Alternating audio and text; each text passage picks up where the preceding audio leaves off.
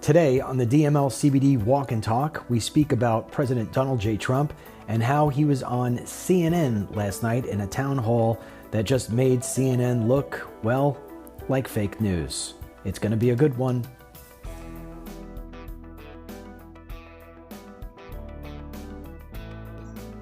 Hey, DML coming to you here on the DML CBD Walk Talk. You know you love it.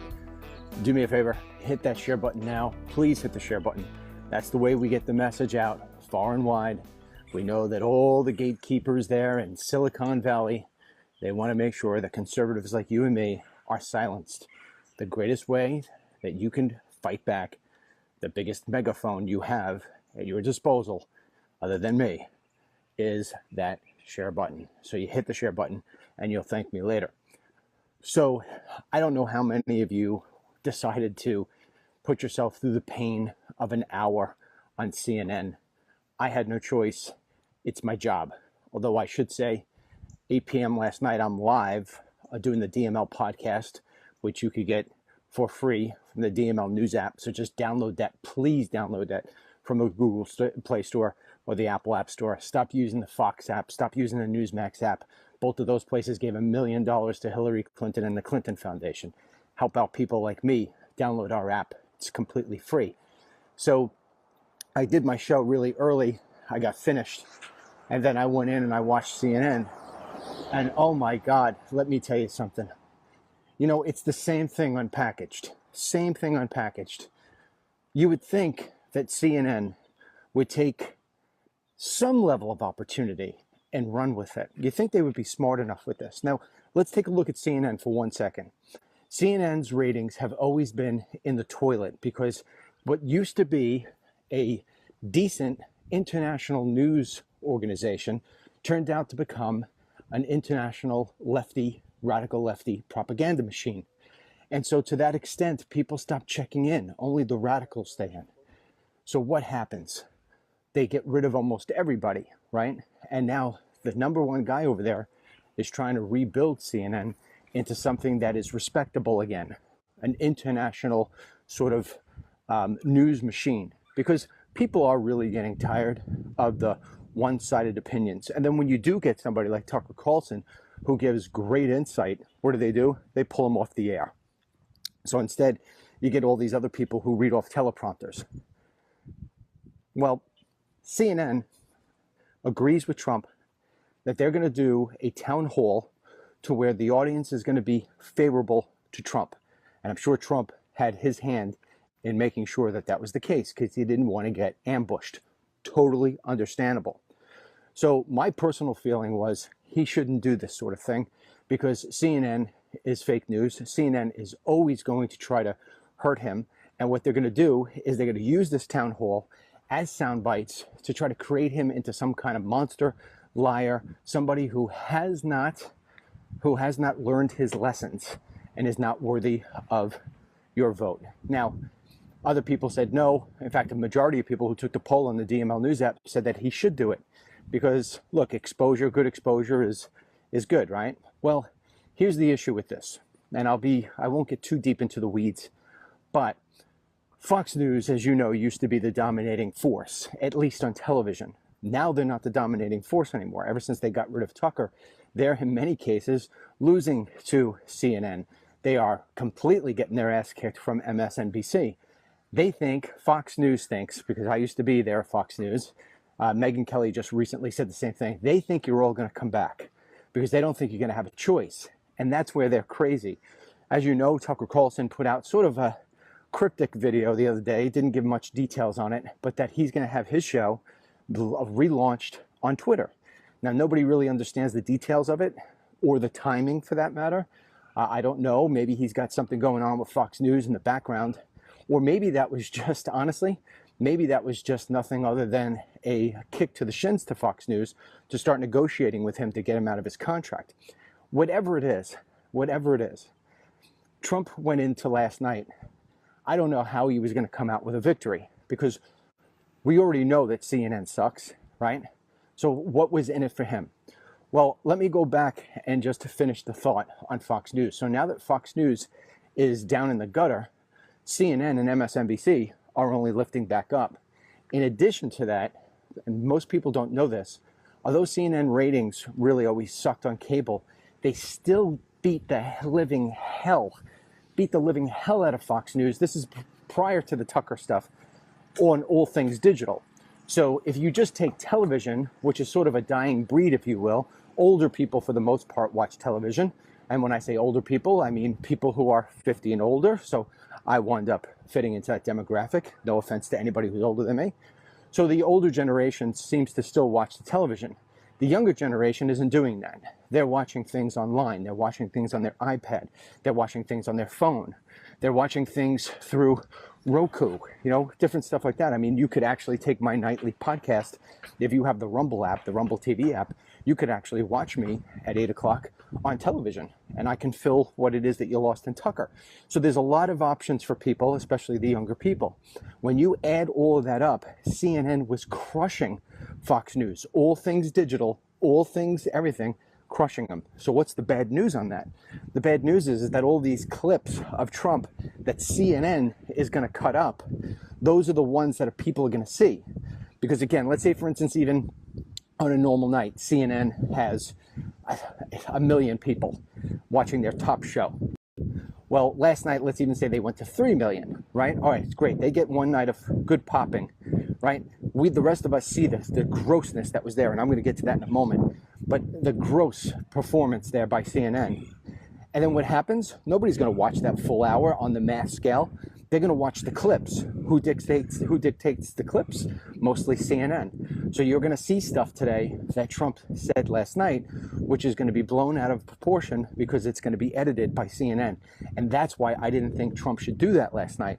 I think he would have been better off doing a town hall with even the evils of Newsmax, or a town hall with Fox News, or a town hall with OAN, or a town hall with, a top podcaster.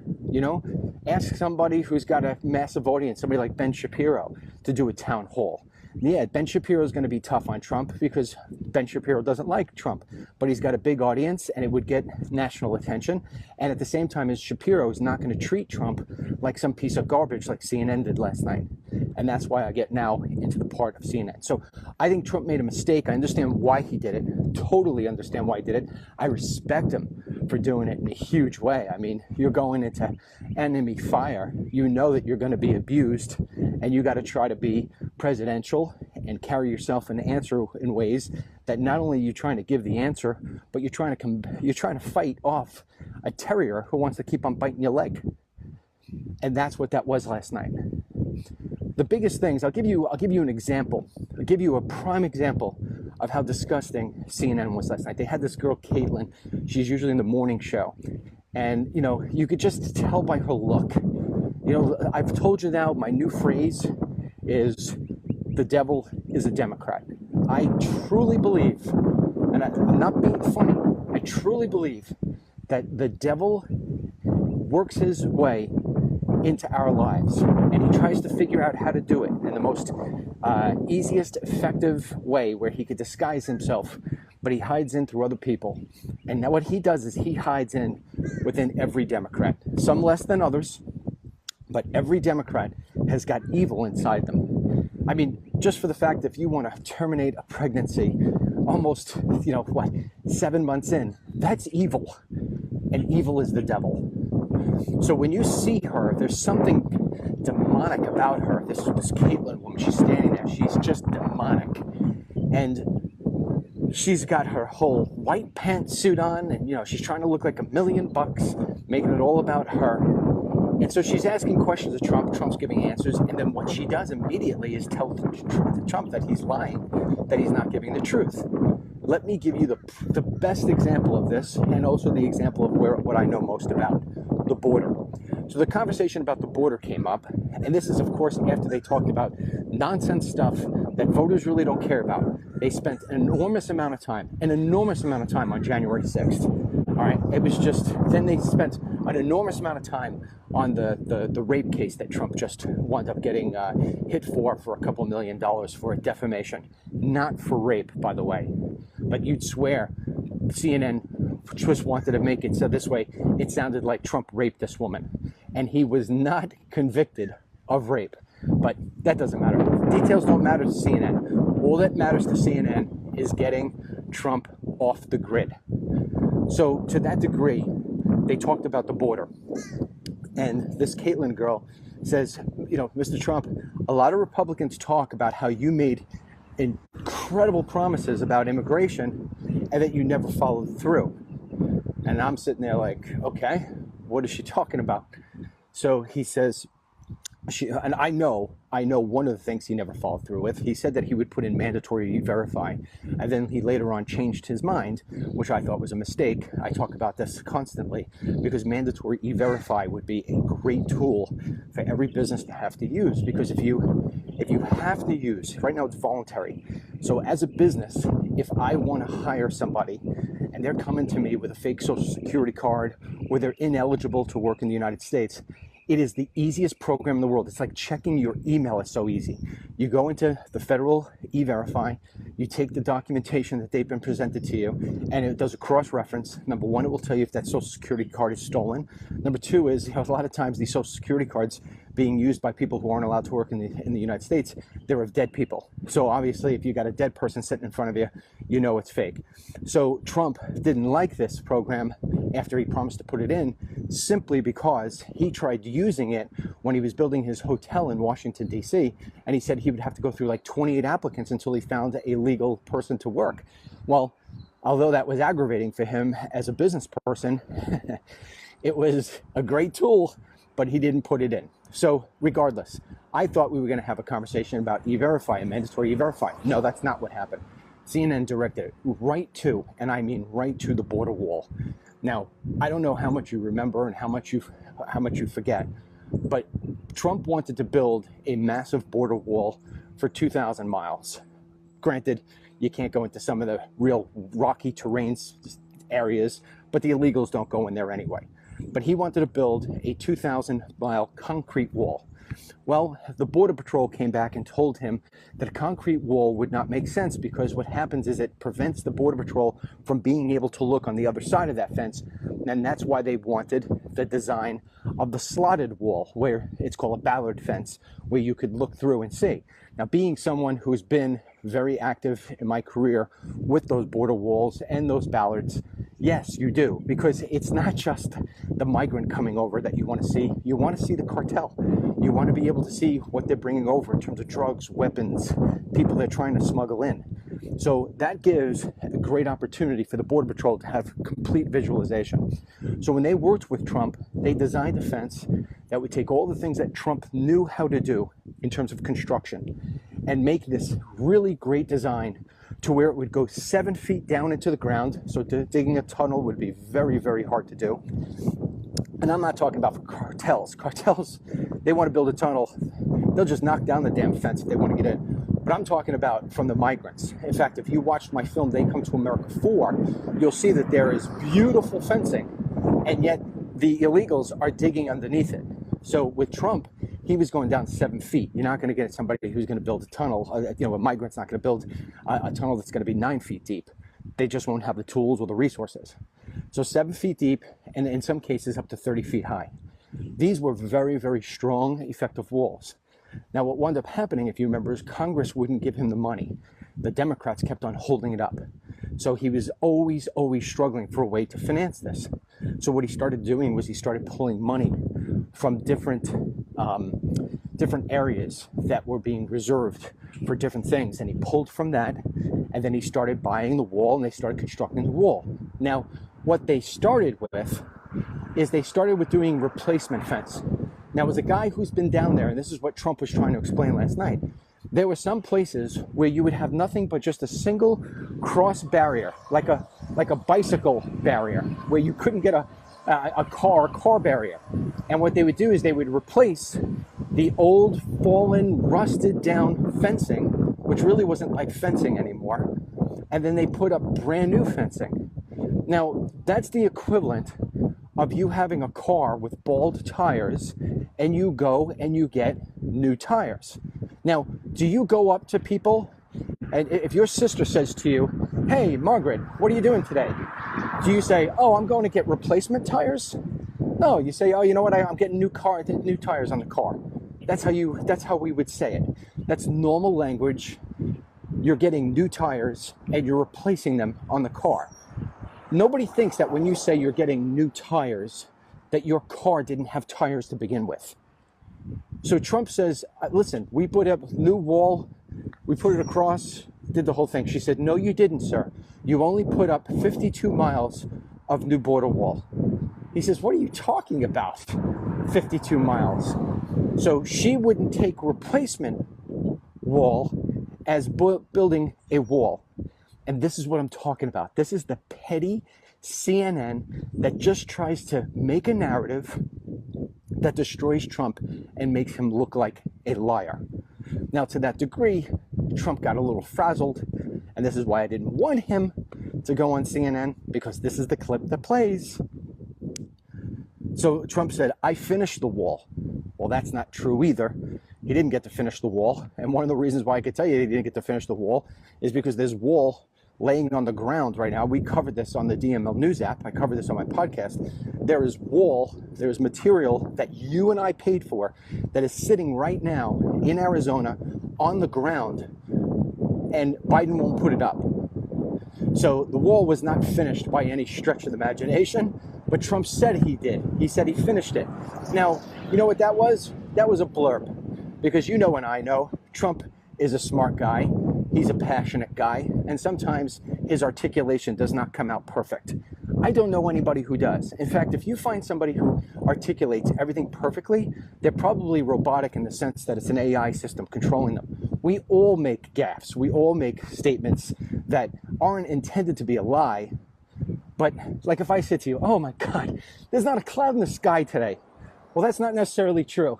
Because if you look right up there, there's a little tiny white cloud right behind me. But you get it? So you can deem me as being somebody who just lied to you, right? Clearly on my right shoulder here, you can see that there is a cloud in the sky. But overall, there's nothing. There's not a cloud in the sky. DML is now a liar. Follow? Because there's that one little puff. That's what they try to do to him. So he said, hey, I finished the wall. Well, you didn't finish the wall. And that's what it is. I've already looked this morning. The New York Times, Axios, all of them. How Trump last night used his appearance to just lie. The truth of the matter is that man wanted to build the wall. And what wound up happening is that leftists, like the ones at CNN, did everything they possibly could to keep him from building the wall. And that's why we have fencing on the ground. That's why we've got areas where there was no fence. But the truth of the matter is that he put up hundreds of miles of brand new fencing, stuff that needed to be replaced. And that's where they started with. They said, hey, Mr. Trump, we know these areas. And that's another thing that's very important. There are areas that have no wall. And those places historically don't have a lot of crossing. What the Border Patrol asked him was, can we get new wall in the areas where we get the most traction? And that's why Trump went down that strategy of replacing the wall in the most dangerous of areas, if you wanted, the most highly trafficked areas. But you think CNN's going to put that out there? You think CNN's going to talk like that? No. Instead, what she did was, and she was obnoxious and rude and callous, and just showed us that CNN, no matter how hard they try, is never going to shed their skin, because the devil is a Democrat. And until CNN wants to wipe out every Democrat out of their show programming, that's the way it's going to be. So, do I think Trump lost anything last night? No. Do I think he gained anything last night? No. Maybe a little credibility with his own audience, including myself, who sits there and says, oh, I got to give him an A for effort, man. He tried, and he did pretty well. Now, the best part of the entire night, as far as I'm concerned, when you get past the dramatics, I mean, Trump even one time, he was trying to say something, and she kept cutting him off. And when she cut him off, here's the thing. She couldn't hide her disdain for Trump. That, I think, is the big thing, right? So if I don't like somebody, and believe me, there's plenty of people who I could interview who I don't like. I remember one time I interviewed on my podcast Christy Todd Whitman, who used to be the governor for New Jersey. Now, she ran and was a Republican. She still tries to pawn herself off as a Republican, but she's completely anti-Trump, and everything that comes out of her mouth is freaking Democrat. So, I had to interview this woman. I disagree with everything she stands for, And when I did it in a very polite manner. So she said things that were lies. She said things that were lies about Trump. And I called her out on it, but I did it in a very gentlemanlike way. And the conversation continued until she couldn't take it anymore, until my facts that kept on laying out on the table, like, you know, you complain about Trump and immigration, you say he didn't do enough, but yet you, Christy Todd Whitman, you were caught, you actually hired illegal aliens in your own home. And at that point, that's when the interview for her had to end, because I called her out. You could do it politely. You can take an adversary. In fact, I think if you take an adversary and you shred them politely, it's like watching Mike Tyson just knock somebody out in the first round. It's almost like watching a famous pianist play a great ballad. It's art form. Well, this woman, she was so evil, she was so vicious, that when she would ask Trump, she never smiled. She never showed any courtesy to him. It was like she was waiting. She just sat there. She was like a snake. And she asked a question, and she just sat in that position like this, waiting for Trump to just make one little tiny blurb, like I finished the wall, and zoom, bang, bang. She was like a cobra that just wanted to bite on him. And everybody could see it. And that's a turnoff. That's where I think Trump did win last night, because you know what? Nobody likes to be bullied, and nobody likes to see somebody else get bullied.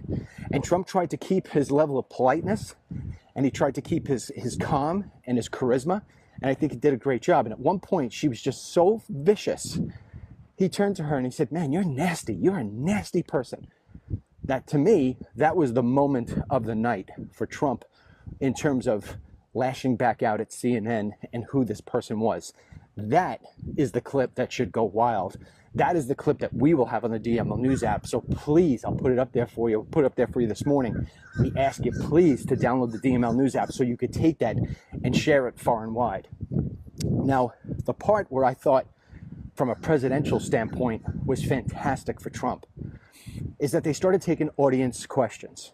And even though the January 6th BS and the rape BS and the election interference BS with Georgia, although she tried at CNN to control all of that and make that the dominating conversation, the people in the audience are the ones who aren't getting that multi-million-dollar contract like that chick has for CNN.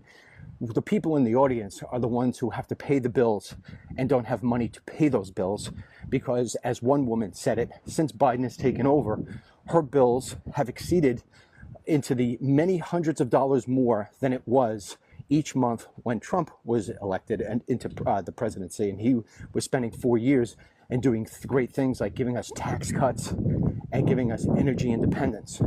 So this woman gets up and she says, "Mr. Trump, well, what would you do to basically offset, undo the bad things that Biden has done to where I can lower my monthly expenses? Like, what would you do right away?"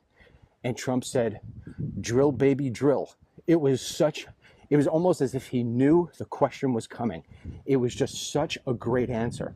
And then he went into how it is that his presidency was spent making it so this way we would become energy independent. And he said we were on the doorstep of being energy dominant. And that was the truth. And then he explained, and I mean, a lot of people, this is the part where I'm glad he did go. And I'm hoping this clip finds itself all over the internet. And again, we'll put it up on the DML News app for you. And what you do is, when you get the app, you'll see in the news feed, it will say DML clips. When you say DML clips, those are all designed for you to be able to share. That's what we got to do if we're going to win 2024. We got to get the message out. And that's why I always tell you to share these videos, because look, back in 2016, I sound like a broken drum when I do this, but back in 2016, when I was doing these walk-in talks, and this is the only reason why I picked it back up again, when I was doing these walk-in talks, you know, my videos were getting shared in 3 months. They were shared over 1 million times for 100 million video plays. And I got people who said, "You know what? I was listening to you. Yeah, you made me laugh once in a while. That was great. I like the whole walk and talk and seeing where you are. But you gave me information that I didn't know and that I was able to convey to my friends." And we went to Trump. So there you go. So in this particular case, you know, when you look at what Trump did for us as a nation, He made it so this way our energy prices, our energy costs went down. And think about that. When you're only paying $1.87 at the pump, and that's what Trump was saying. He's saying, hey, look, when I was the president, you were paying $1.87.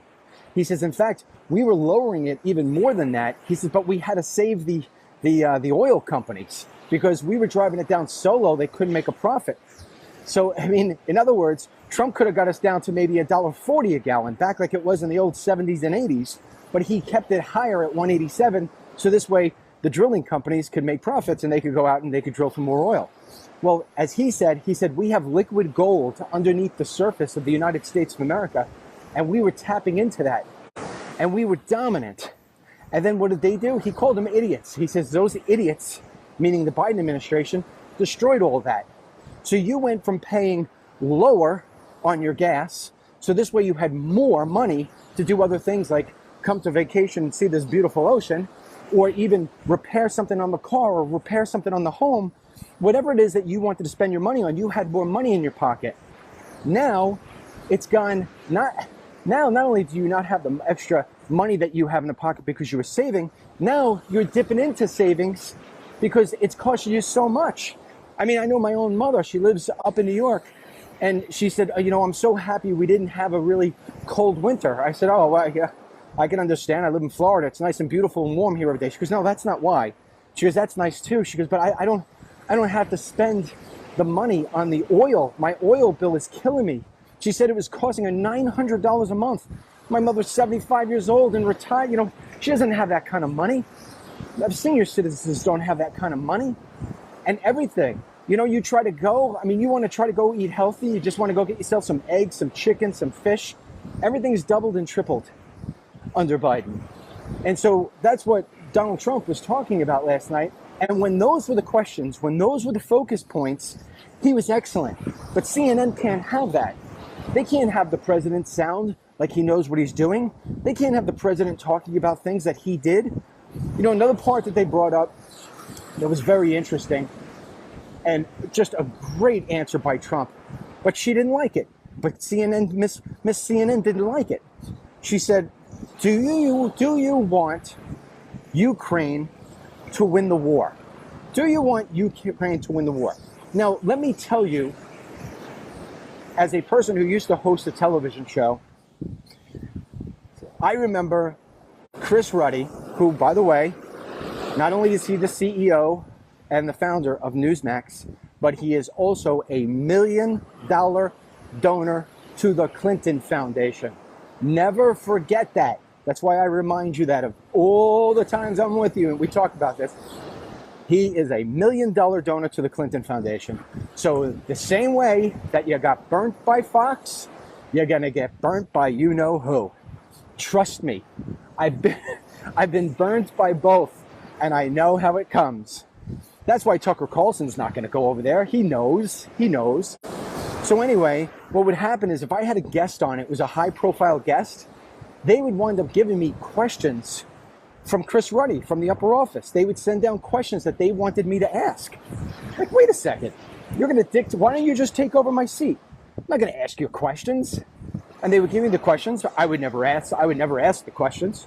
And I used to go about it, well, if they want to fire me, they can fire their number one guy. Eventually they did. But the questions were set-up questions. So they can't, so Caitlin's job at CNN is to try to make Trump look like an idiot. So she does that. She sets him up with a loaded question. And that loaded question is, do you want Ukraine to win the war? Now, why would you ask that question? Because what you want to do is you want to piss off Putin, who you know is watching what's going on. And the minute that Trump says, I want Ukraine to win this war, the minute that happens, you know the next step. The next step is that the press is going to say that Trump is anti-Putin. He doesn't want to be with Putin. He doesn't like Putin. He hates Putin. Everything Putin. And so now, if Trump does win, he's going to wind up having a strained relationship with Putin. And that's not good, because if you're going to really end the war, you have to end the war by talking with both sides and having a relationship with both sides. Look, ending the war between Ukraine and Russia is no different than you ending the war between your sister and your brother, or your two best friends who got into a spat If you're the person in the middle, you've got to have a good relationship with both of those people in order to be able to bring them to the table and calm things down. And Trump said last night that he would be, if he was the president, this war would have never started to begin with. But if he was reelected, he would have it shut down in 24 hours. That's what he said.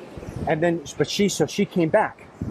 She says, sir, can you just answer the question? Do you want Ukraine to win the war? And he said, it's not about winning or losing. It's about, we've got hundreds of thousands of people dying. It's about people dying. We need to stop that. I'll stop this in 24 hours.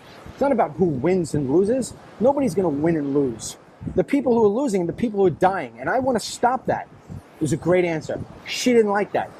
So she kept it up and kept it up. When it was clear to her that Trump wasn't going to say, yeah, I want Ukraine to win and Russia to lose, she switched it to, do you think that Putin is a war criminal? Do you think he's a war criminal? And he said to her, he says, why do you want me to say that? Why do you want me to say that? Why do you want me to put things in an adversarial position? Because I'm not going to be able to get to the table with these guys if I'm sitting here and saying, oh yeah, he should be. We should be locking him up, throwing him away, and killing him because of all the things he's done. I'm not going to do that. And it's like, you just sat there. The rest of us sat there. And I'm hoping that some of the people who are on the left sat there and listened and said, this is BS, man. It's like, let the guy answer the question. Because ultimately, whether you're on the left or the right, we're all sharing a common denominator right now. And that is that our country is collapsing. It is collapsing. Today, Title 42, you know it. If you've been watching my podcast, last night I showed you photographs. I showed you videos. What is happening at our border right now is a catastrophe. It is a catastrophe. You're talking about, no joke, in the next couple of months, we're probably going to see about 5 million people come across that border. 5 million. That means that the amount of people in the next couple of months that are going to come through that border, that represents more than the population of 28 states in the United States. Meaning, you can pick out 28 states in the U.S. that doesn't have 5 million residents. We've taken 5 million already from Biden since he's been in, and the estimate is, by people I talk to, that with this Title 42 ending and the rush coming in through the border, the collapse that's going to happen, basically what it's going to be is that we're going to wind up taking 5 million in a matter of months. So your nation, our country, is becoming basically the United States of Latin America, the United States of China, the United States of 127 nations other than ours. And it's just not sustainable. And you look at your inflation. I mean, this is what the conversation last night should have been on CNN, but it wasn't, because they don't really care about what it is that you and I and the rest of the nation are going through. They care about clicks, they care about advertising sales, they care about likes and shares, because that's how they make their money. You understand? Meanwhile, you and I, look what we're up against. Let me tell you, getting deeper into the surface on what it is that you're going to face with all this illegal immigration that's taking place right now, and all this imagery that's going around the world, by the way, because remember, Twitter is not a US-only website. Everybody around the world is looking at these videos that are on Twitter, CNN, Facebook, all of them. And what they're doing is they're saying, wow, they're letting everybody in. That's easy. All we got to do is get ourselves to Mexico, and we're going to be able to walk over the border, and we're going to get everything handed to us. Yes. So it's going to be a contagion. It is going to be a contagion. So there is the hard cost, the ones you can see on a spreadsheet, and there are the intangible costs, the ones that you can't see, but you know are there. We'll start with the intangibles. Everything in your culture is going to change. I always talk about how I moved to East Hampton, New York years ago, about 15 years ago. When I moved there, the Latino population, which basically was illegal because they couldn't speak a lick of English, and the only way that you can live in East Hampton You can't live at East Hampton as somebody who's poor, okay? So they would rent homes by 6 families at a clip. They'd all live in that one house. There's only one tax bill being paid by the landlord, but yet all their kids are going to school. Who do you think pays for that, right? So when I first went there, it was about 16%. The student population was Latino. By the time I left and moved to Florida, it was 70%. So think about that. From a cultural standpoint, an intangible, everything is changing. Perfect example is when I got there, when I first moved in there, homecoming. Everybody who knows homecoming. Homecoming is always a football game during football season. Okay, well, homecoming changed by the time we left from a football game to a soccer game. Well, when you got 70% of your population playing a sport, first of all, it's hard to field a team. Secondly is, who's coming to the homecoming? That's cultural. What's the price you put on that? What's the price you put on 100 years of culture being uprooted by people who don't even pay taxes? Then go into the actual cost of all that. The cost is so great. Think about how schools get paid for. They get paid for by property taxes. So now your property taxes have to go up significantly. Somebody's got to pay for these kids going to school. They're certainly not. Then you'll hear how they'll say, the lefties will say, well, they pay sales tax. Well, sales tax doesn't go to school taxes. School taxes is by property taxes.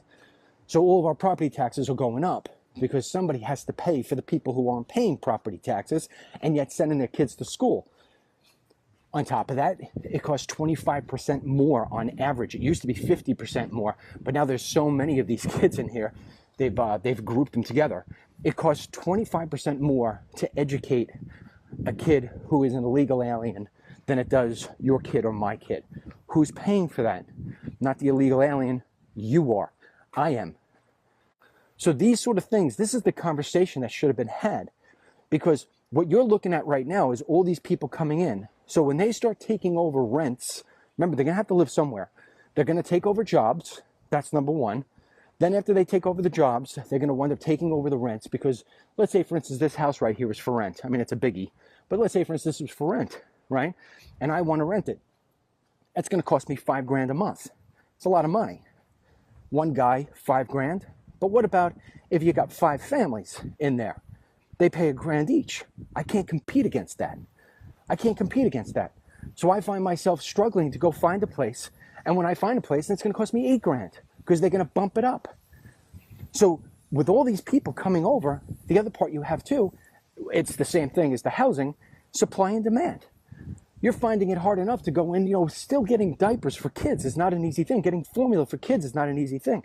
We still have a supply chain issue here in the United States, albeit a little better than it was, but it's still there. Inflation's still there. All these people coming in, what do you think they're going to eat? What do you think they're going to drink?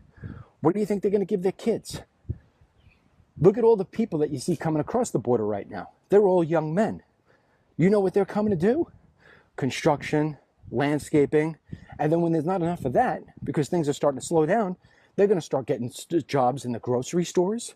They're going to get jobs in the hotels. And listen, here's the thing too. They will make it. The Biden administration will make it that if you say, hey, it's illegal to hire an illegal alien, I'm not doing it, you'll get sued. You'll get sued for hate. There have been lawsuits from people who have turned away workers and got rid of workers because they found out they weren't here legally, and they get sued.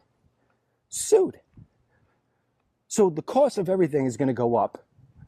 I've explained that to you. You think that would be the conversation last night on CNN, but it was not. It was not. And so that's why we sit there and we shake our heads. The lefties, they don't give a rat's ass because most of them have you and I paying for everything anyway. So they're like, oh, yeah, all right, he's a loser. I can't believe CNN let him on there. What did he do so wrong? What did he do so wrong? He wanted to talk about securing the border. He wanted to talk about being energy dominant. It's just a disgusting display of biased media. And I can tell you the most hated woman on the internet right now has got to be Miss CNN. Although the radicals, the crazy lefty radicals who get all the attention, they're going to prop her up as if she is like the next, Jane Pauley. She's the next Oprah. She's the next everything. She's the one, you know, the new what was that name? Katie, whatever her name was. The loser. I don't know. You know what I'm talking about. Anyway, that was it. So Trump got his big moment on CNN, and it came out exactly like I thought it would. And today, all the circulation. Axios, a far left news organization. I get their morning letter because I always need to know what the other team is talking about, especially for our news app. And all they did was said that Trump took the opportunity to lie. He lied about January 6th because she asked him, why did it take you so long to tell the people at the Capitol to go home and to stop? Why did you take so long? He said, I didn't take so long. You know, they called him a liar on that. They called him a liar about a whole bunch of stuff. They said that he was a racist because, well, Axios didn't say this. Somebody else had written on there, I can't remember who it was, that he was a racist because, maybe it was CNN, because he called the cop who shot Miss Babbitt. Remember, Miss Babbitt was climbing through a window, and at basically 5 feet away, she was shot, killed. You know, she didn't have any gun in her hand. She was climbing through a window. She couldn't hurt anybody. And this guy wound up shooting her dead. The black guy who did that, right, shot her dead and went on bragging about how he did it. And then Trump called him a thug. He didn't call him a black thug. He called him a thug. But of course, what they have to do on CNN is say, oh yeah, he called the African-American police officer, he called him a thug. Give it a break. You know what I'm talking, give it a break. I go back to what I said in the beginning about when you change your tires on your car, or, you know, better yet, the example I gave you about me telling you that there's not a cloud in the sky.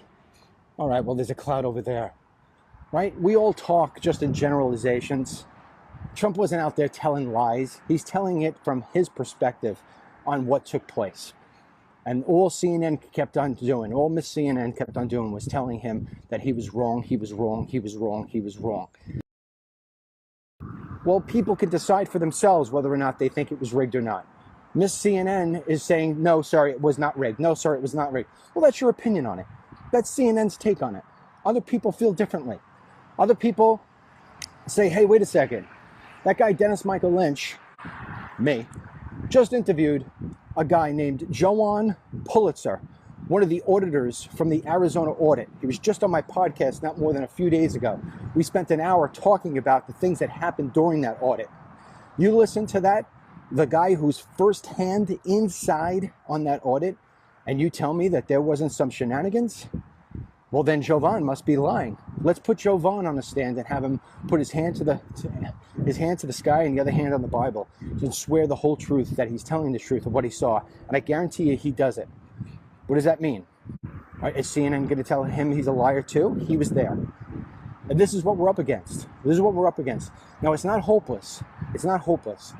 You know, you got to take this as being like a Mission Impossible. This is a great little scene here. Look at this. She's walking the dog and she has her baby on her front. Love that stuff. Love that kind of thing, right? Think about a Mission Impossible film, right? Tom Cruise is always going to die until he doesn't, you know? And he pulls out some kind of amazing superhero sort of thing. Well, we don't need superhero sort of things right now. What we need is a collection of people, you and me, believing that we can pull this out. That as bad as things are right now, and it seems that everything around us is basically falling out from underneath our feet, and that we're going to fall into this big, deep, dark abyss. We've got to look at the positive side of, hey, we're alive and well. We're doing a walk and talk. You're sitting there, maybe having your morning coffee, maybe having your breakfast, maybe you're driving to work. If you're driving to work, you can't be, I hope you're just listening to me. And that, you know, there's always hope until that final bell rings. And the final bell hasn't rung. And I know for many of you, you believe it's Donald J. Trump. For other people, they believe it's Ron DeSantis. Both guys are super sensational. They shouldn't be eating at each other. They shouldn't be attacking each other. And their supporters shouldn't be attacking at the other one. You could just sit there politely if you have somebody who believes it should be Trump and somebody else it should be DeSantis. And you could just go through the talking points of why you think one is better than the other. And you just do it politely. But at the end of the day, the enemy is the devil. And the devil is in Washington, D.C. right now. That whole administration is driven by evil and demonic behavior. All you have to do is take a look at what's happening at the border today. So I hope you'll share this video. I hope you're going to download the DML News app. Let me just give you a couple of quick things in less than 60 seconds. Every single day I come to Facebook, and I do this simply because I'm trying to get you off Facebook and come on over to me. I need you to download the DML News app. And what you'll never do is you'll never miss a walk and talk, because you're probably sitting there and be like, wow, I haven't seen DML in a long time. Well, you'd see me every single day if you had the app, because with Facebook, it's a guessing game if they're going to alert you. Maybe you'll get lucky and see me on your feed. Most of the time, you're not going to, because they're not going to let you. I got 1.5 million people, and I only have 850 on a feed. That's so important this morning. So if you have the DML News app and it's downloaded and it's on your phone, it's completely free. You'll never miss a thing. Plus, I have my podcast where we're in our studio office going over all the major news of the day. I do a little monologue like Tucker does, and we do that at 8 p.m. because now that Tucker's gone, you need somebody you can trust, and you can get that live on the DML News app on your iPad. You get it on your computer. If you got a smart television, you can watch me on rumble.com/DML, rumble.com/DML. If you got their app, you can watch it right on your television. So every single night at 8 p.m. So I ask you, it all starts, you just need one thing. Just download the DML News app. That's your hub for everything. And then we could stick together and we can make sure that we're going to win this 2024 election and not let the devil take over this country, because it's just been too crazy for too long. If you think about it, we had 8 years of the devil with Obama, 4 years of relief, and now so far 2 years plus of the devil on steroids. And we got another 2 years of it. So we've had to endure 12 years of hell and only 4 years of heaven. So if we can take it this long, we're going to be able to take it a little further. And whether it's Trump or DeSantis, we'll get the country back on track. But we can't do it without you. We can't do it without me. We can't do it without all the people who you share this with. So I'll see you tonight at 8 p.m. Eastern on the DML News app, live, talking about all the big news headlines of the day, what you need to know. Until the next time, thanks for being on the DML CBD Walk and Talk. We love you. Talk to you soon. And that's the end of today's Walk and Talk.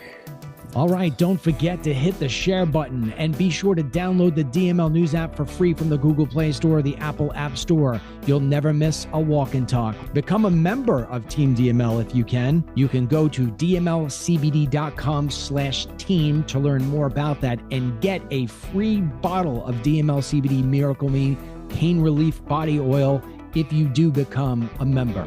You will feel great again. See you tonight on the DML podcast. And make sure you take your CBD.